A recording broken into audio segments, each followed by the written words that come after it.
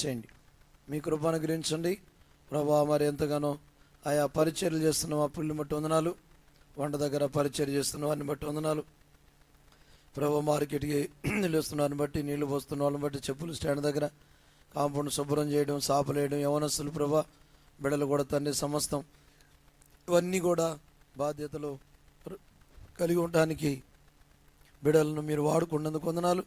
యవనస్తులందరిని బలపరచండి. మరి brothers sisters అందరిని బట్టి మీకు వందనాలు చెల్లిస్తున్నాము.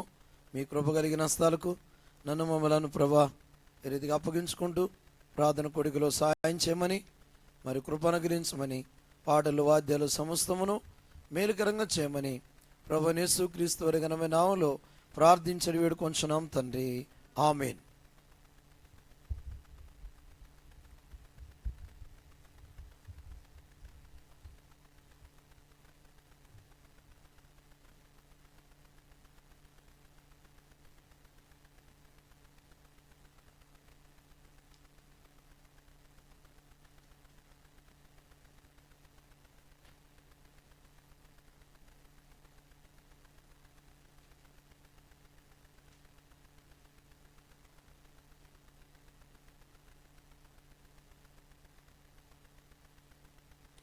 పాట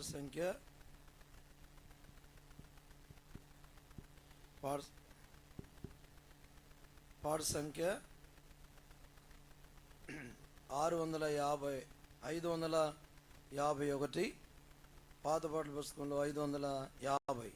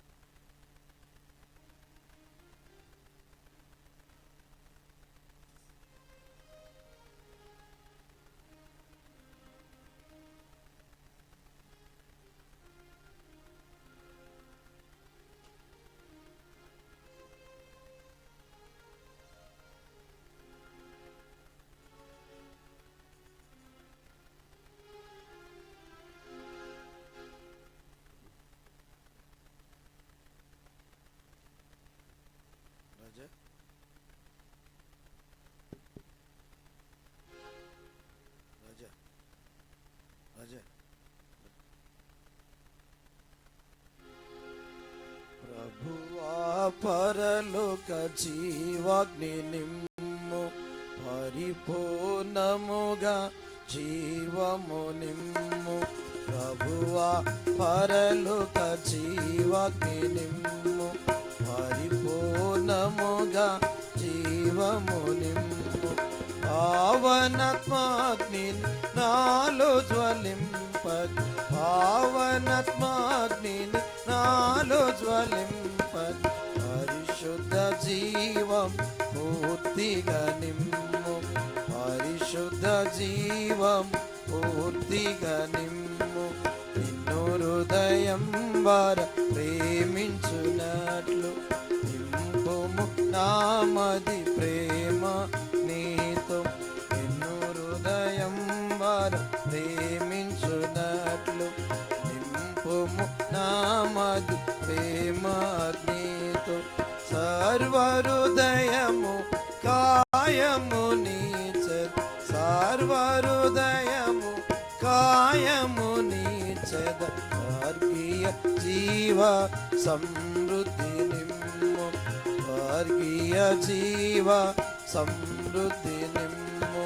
ప్రభువా పరలోక జీవాగ్ని నిమ్ము, పరిపూర్ణముగా జీవము నిమ్ము.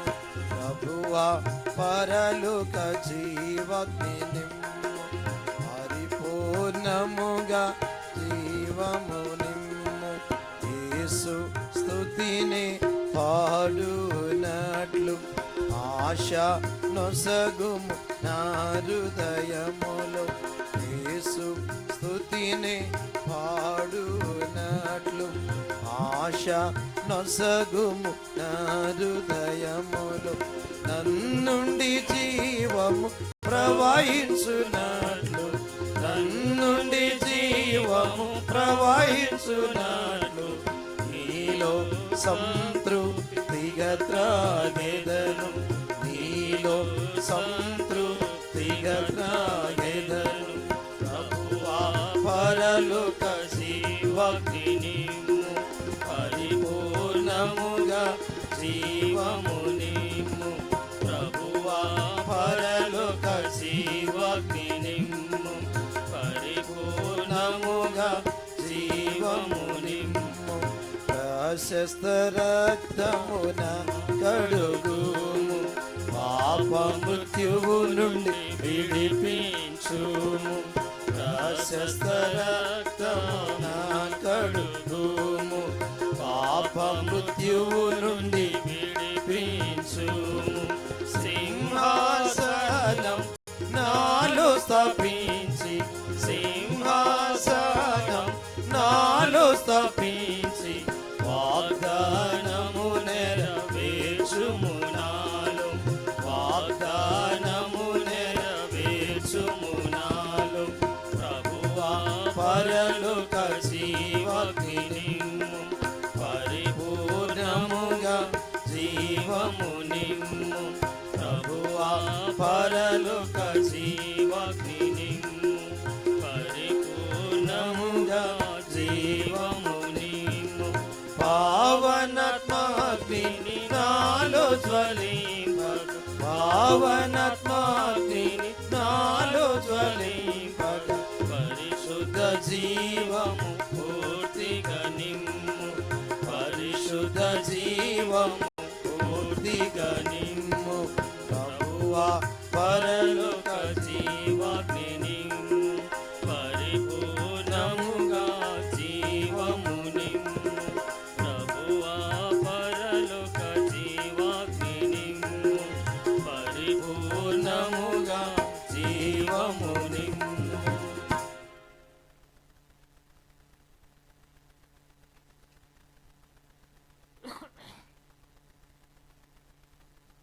పాట సంఖ్య 599, పాతపాటల పుస్తకంలో 588. నేను వెళ్ళేదను మీరు ప్రార్థనలో నుండి.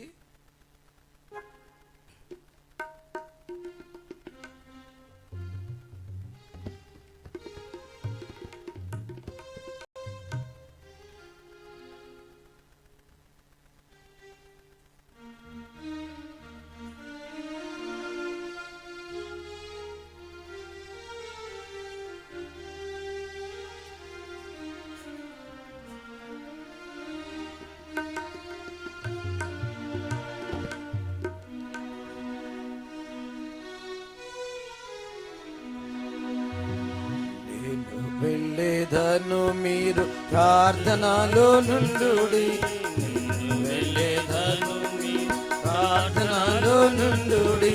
దేవుని వాక్యమును పాటించుచుండుడి, దేవుని వాక్యమును పాటించుచుండుడి. నేను వెళ్ళుచున్నాను, దేవుని వాక్యం మీ జీవాహారము, వాక్యం మీ జీవాహారము. ఎల్లప్పుడూ ధ్యానించి స్తుతించుచుండుడి, ఎల్లప్పుడూ ధ్యానించి స్తుతించుచుండుడి. నేను వెళ్ళుచున్నాను, నేను వెళ్ళేదను మీరు ప్రార్థనలో నుండుడి, నేను వెళ్ళేదను మీరు ప్రార్థనలో నుండుడి. దేవుని వాక్యమును పాటించుచుండుడి, దేవుని వాక్యమును పాటించుచుండుడి. నేను వెళ్ళుచున్నాను, నలుగురు ఎక్కడ కలసి ఉండేదరు, నలుగురు ఎక్కడ కలసి ఉండేదరు. నన్ను మరువక ధ్యానించుచుండుడి, నన్ను మరువక ధ్యానించుచుండుడి. నేను వెళ్ళుచున్నాను, నేను వెళ్ళేదను మీ ప్రార్థనలో నుండుడి, నేను వెళ్ళేదను మీ ప్రార్థనలో నుండుడి. దేవుని వాక్యమును పాటించుచుండుడి,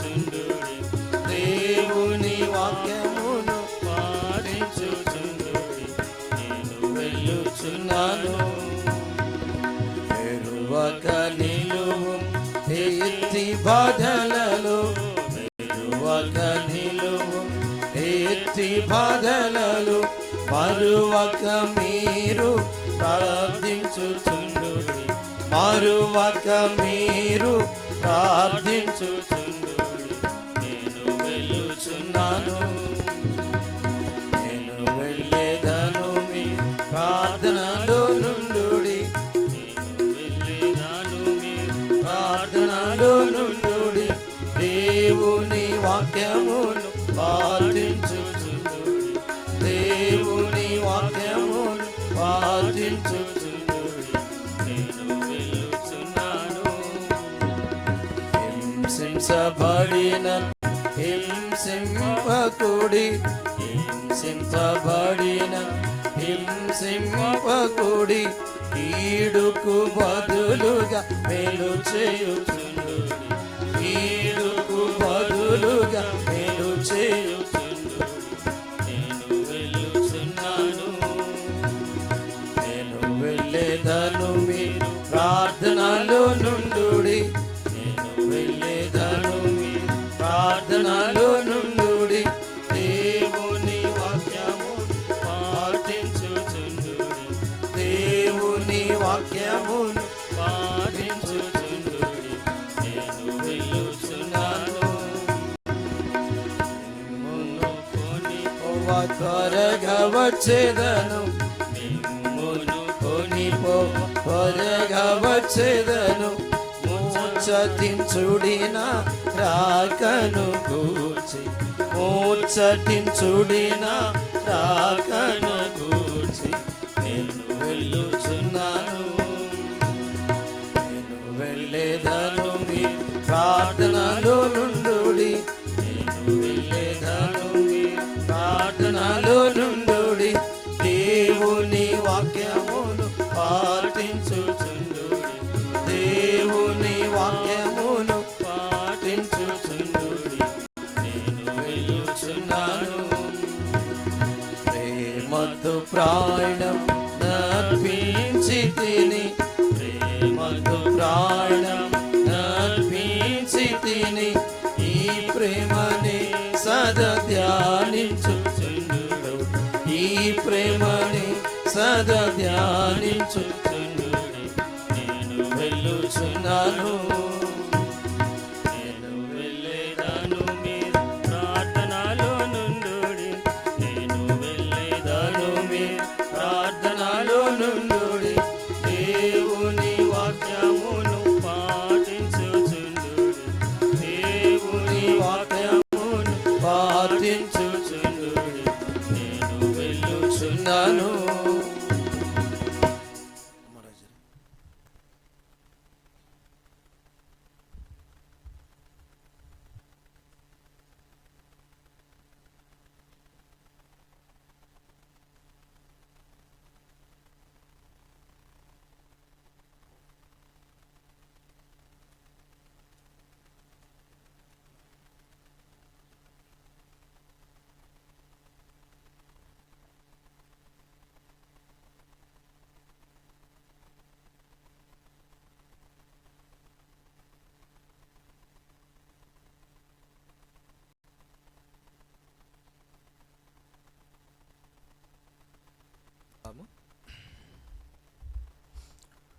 ప్రేమగల తండ్రి, కృపా కనికరంగల దేవా, ప్రభువైన క్రీస్తు వారి నామమున మీకు స్తోత్రాలు చెల్లిస్తూ ఉంటున్నాం.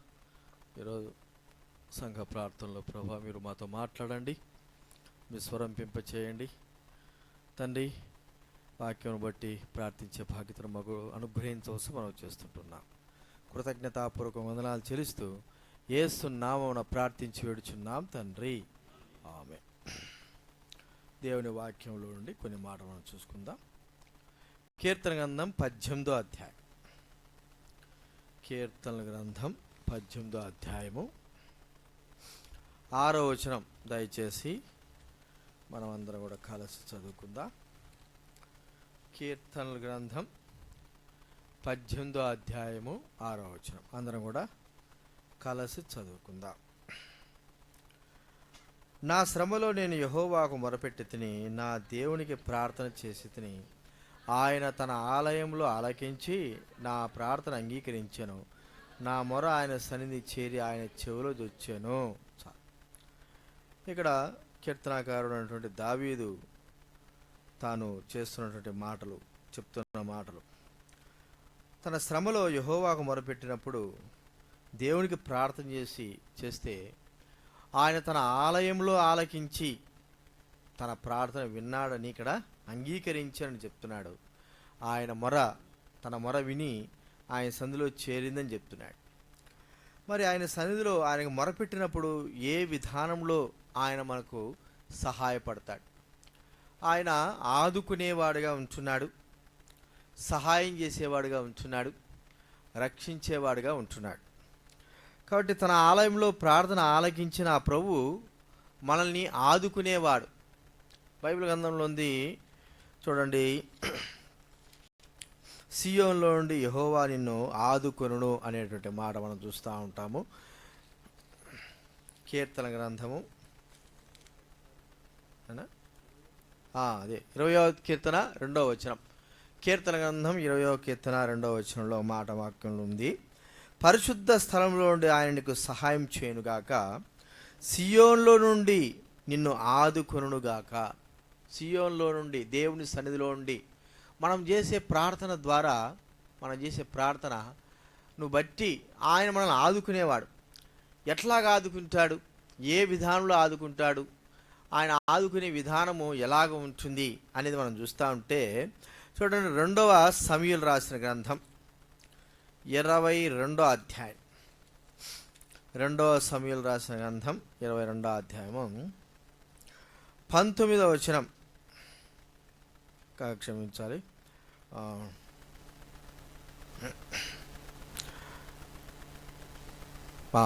22వ అధ్యాయం 21వ అధ్యాయం 19వ వచనం చూడండి. సెరియా కుమారుడు అభిషై రాజును ఆదుకొని ఆ ఫిలిష్తీయుని కొట్టి చంపెను.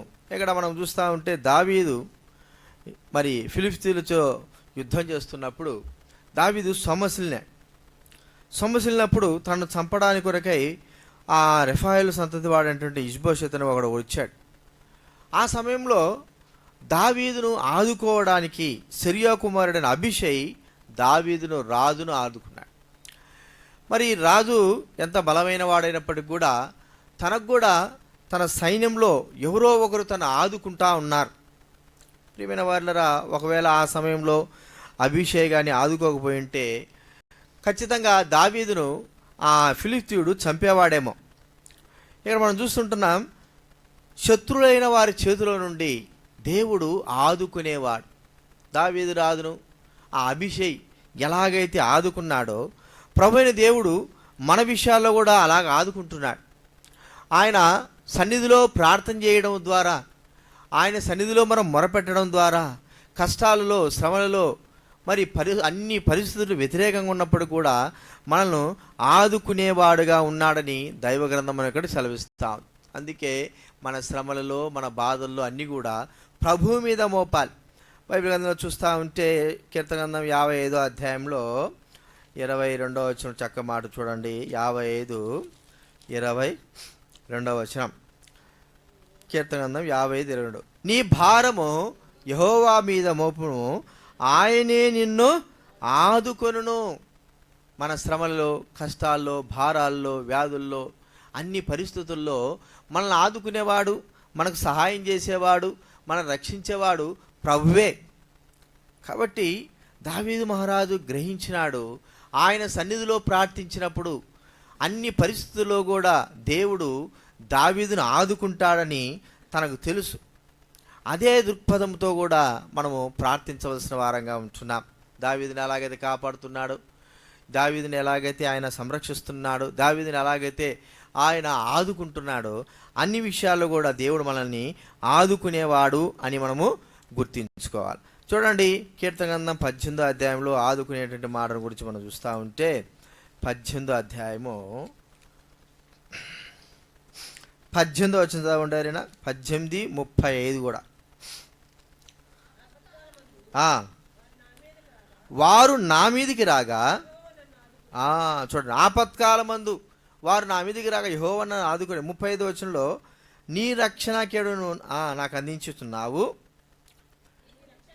నీ కుడి చెయ్యి నన్ను ఆదుకొనెను, నీ సాత్విక నన్ను గొప్ప చేసి నీ కుడి చెయ్యి నన్ను ఆదుకొనని దావీదు మహారాజు చెప్తా ఉంటున్నాడు.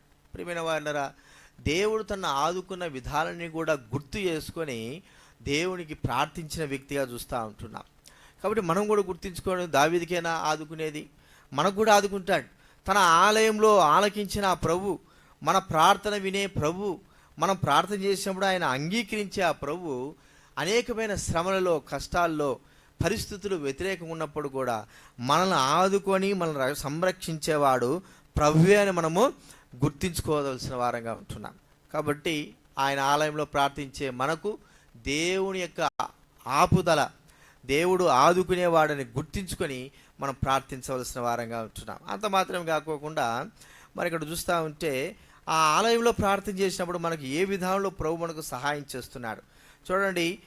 2వ రాజుల గ్రంథం 6వ అధ్యాయం, 2వ రాజుల గ్రంథము 6వ అధ్యాయము 27వ వచనం. 6వ అధ్యాయం 27వ వచనం. యెహోవా నీకు సహాయము చేయనిది చాలు, దేవుడే సహాయం చేయింది. బైబిల్ గ్రంథంలో ఉంది, కొండల తట్టు నా కన్నులు ఎత్తుతున్నాను, ఎక్కడి నుంచి నాకు సహాయము? ప్రభు దగ్గర నుంచే. చూడండి, కీర్తన గ్రంథంలో మనకు ఆ మాట మనకు తెలిసిన మాటలు ఇవి. కీర్తన గ్రంథంలో 121వ వచనం. కీర్తన గ్రంథం 121 తెలిసిన మాటలు. నాకు సహాయం ఎక్కడి నుంచి వచ్చును? యెహోవా వలనే నాకు సహాయం, మీకు ఎవరి వలన కాదు, దేవుని వలన సహాయం. మనుషుల సహాయం బైబిల్ గ్రంథం చెప్తా ఉంది వ్యర్థము. కీర్తన గ్రంథంలో 60:11 వచ్చును, మనుషు సహాయం వ్యర్థం. నిజంగా ప్రభు సహాయం కోరుకుంటున్నాడు దావీదు మహారాజు. ప్రభు సందులోకి వెళ్ళి తనకు ప్రార్థన చేసినప్పుడు ఆలయంలో ఆలకించిన ఆ ప్రభు తప్ప ఇక ఎవరు కూడా తనకు సహాయం చేయరని గుర్తించాడు. ఆయా రాజులు కూడా దేవుని యొక్క సహాయము ద్వారా వారు రాజ్యాలను జయించారు. పరిస్థితులు మరి ప్రతికూలంగా ఉన్నప్పుడు కూడా దేవుని సహాయం ద్వారా వారు విజయాలు పొందుతూ వచ్చారని దైవ గ్రంథం మనకి ఇక్కడ సెలవిస్తాను. చూడండి, 1 దినవృత్తాంతాల గ్రంథం 19వ అధ్యాయం. 1 దినవృత్తాంతాల గ్రంథం 19వ అధ్యాయము ఒక మనుషుల విషయంలో చూస్తూ ఉంటే 19వ వచనం. తాము ఇశ్రాయేలు చేతిలో ఓడిపోతామని హదదెజరు యొక్క సేవకులు తెలుసుకున్నప్పుడు వారు దావీదుతో సమాధానపడి అతనికి సేవకులైరి అంతటి నుండి సిరియన్లు అమ్మోనీయులకు సహాయము చేయుటకు మనస్సు లేక యుండిరి. చూడండి, ఇక్కడ సిరియన్లు వారికి అమ్మోనీయులకు సహాయం వారి విషయంలో ఆనుకున్నారు, ఆదుకోవాలని సహాయపడాలని కోరుకున్నారు, కానీ వారి యొక్క సహాయం ఎంత మాత్రం కూడా కుదరలేదు. ప్రియమైన వారులారా, మనుషులు నమ్ముకుంటే మనకి ఎప్పుడు కూడా సహాయం జరగదని మనకు బాగా తెలుసు. అనేకమైన సార్లు మనము మనుషుల సహాయాన్ని కోరుకోవడానికి ఇష్టపడతాం, కానీ ఆ సహాయం వ్యర్థమే. సహాయం చేసినట్టుగానే ఉంటుంది, కానీ చివరికి మనము నష్టపడాల్సి వస్తుంది, సహాయం పొందలేని వారంగా ఉంటాం. ఇక్కడ చూడండి, మరి మన యెహోషాపాతికుడు 2వ దినవృత్తాంతములు 14వ అధ్యాయం, 2వ దినవృత్తాంతాలు 14వ అధ్యాయంలో చాలా చక్కటి మాట. 11వ వచనము, 14వ అధ్యాయం 11వ వచనం. ఆస తన జీవితంలో ప్రభువుకి ఎలాగా దేవుడు సహాయం కోరుకుంటున్నాడు చూడండి. యెహోవా విస్తారమైన సైన్యం చేతులు ఓడిపోకుండా సహాయము చేయుటకు ఎవరు లేరు, మాకు సహాయం చేయము.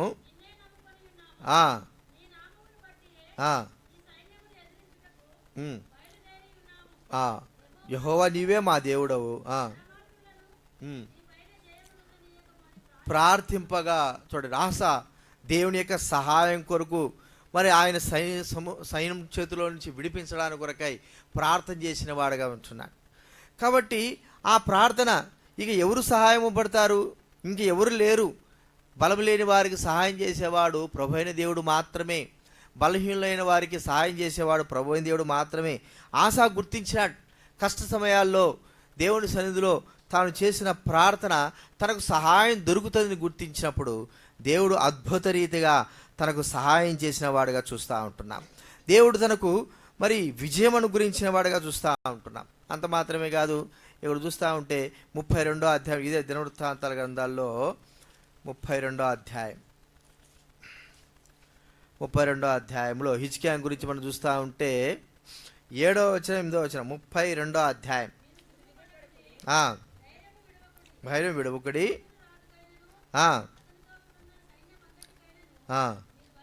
భయపడవద్దు,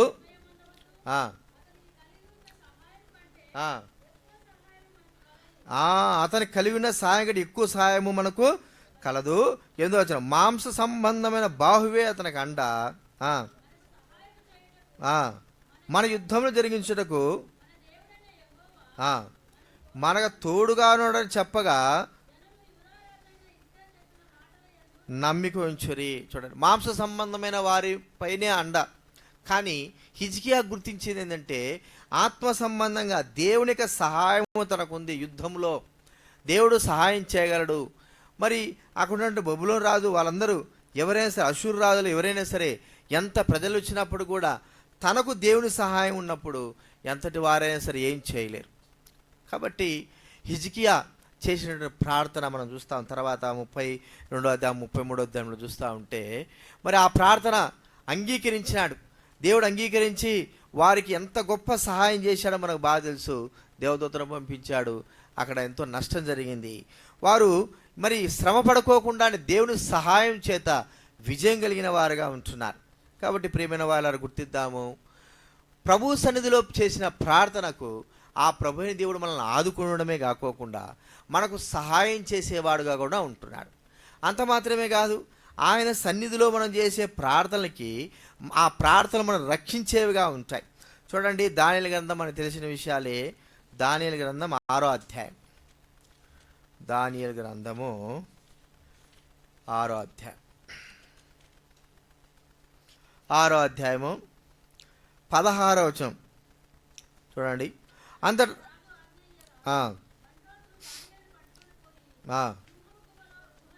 పడద్రోశ్రీ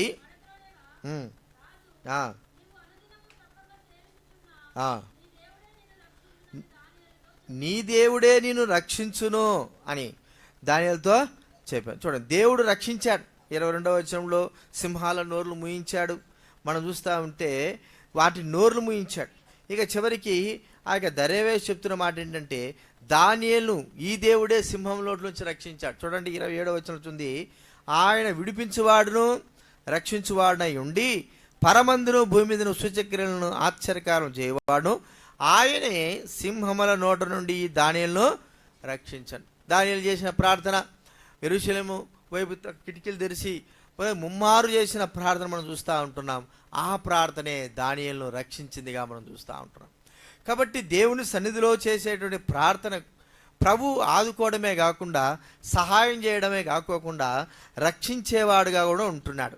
అంత మాత్రమే కాదు, మనం చూస్తూ ఉంటే చూడండి, 1 సమూయేలు గ్రంథంలో దేవుడు ఎలాగా వారికి రక్షణ కలుగజేశాడు. 1 సమూయేలు గ్రంథము 7వ అధ్యాయం, 1 సమూయేలు గ్రంథం 7వ అధ్యాయంలో 8వ వచనం 9వ వచనం దయచేసి. రక్షించున్నట్లుగా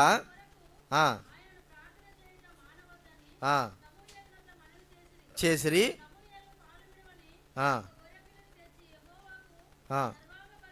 అర్పించి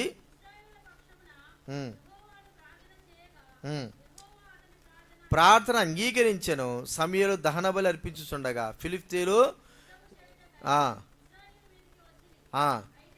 అయితే ఉరిమించి వారు ఇశ్రాయేలు చేత ఓడిపోయిరి. చూడండి, కాబట్టి ఇక్కడ ఫిలిష్తీయులు మరి యుద్ధానికి వస్తున్నప్పుడు సమూయేలు పాలు విడనటువంటి ఒక మేకపిల్లను గొర్రె పిల్లను తీసుకొచ్చి సర్వాంగ బలిగా అర్పించాడు, ప్రార్థన చేశాడు. దేవుడు తన ప్రార్థన అంగీకరించాడు. ఇప్పుడు ఫిలిష్తీయుల చేతిలో నుండి ఇశ్రాయేలును అద్భుత రీతిగా దేవుడు రక్షించిన వాడుగా చూస్తూ ఉంటున్నాం.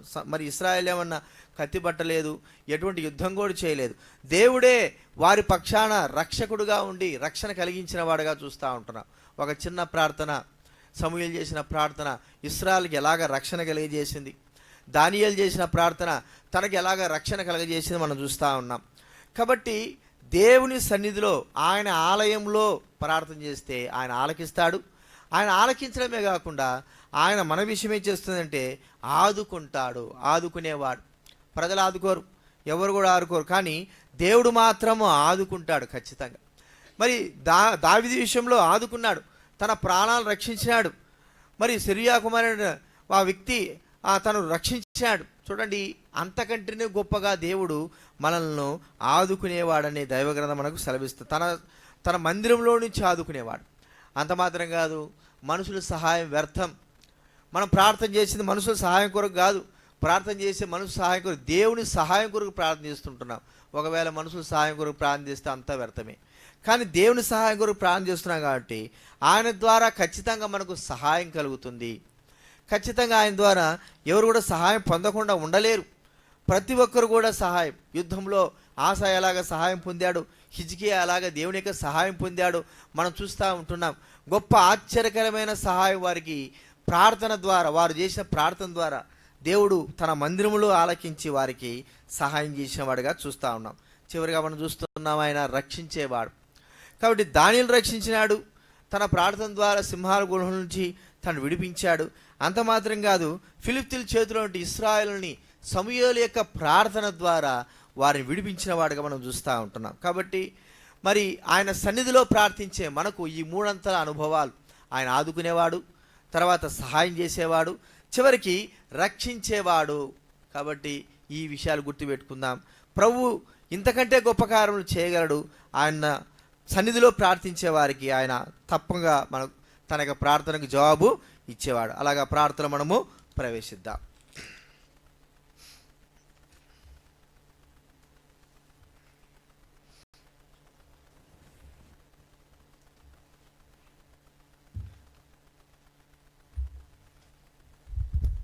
దయచేసి మనం ప్రార్థనలను ప్రవేశిస్తాం. వీలైతే 8:15 ముగించుకుందాం. మళ్ళీ VBSలో అలసిపోయినారు కాబట్టి క్లుప్తంగా ఒక 45 నిమిషాలు, 8:15 ఖచ్చితంగా ముగిస్తాను. 3 రోజులు మనకు VBS ఉంది. దేవుడు 3 దినాలు సహాయపడ్డాడు.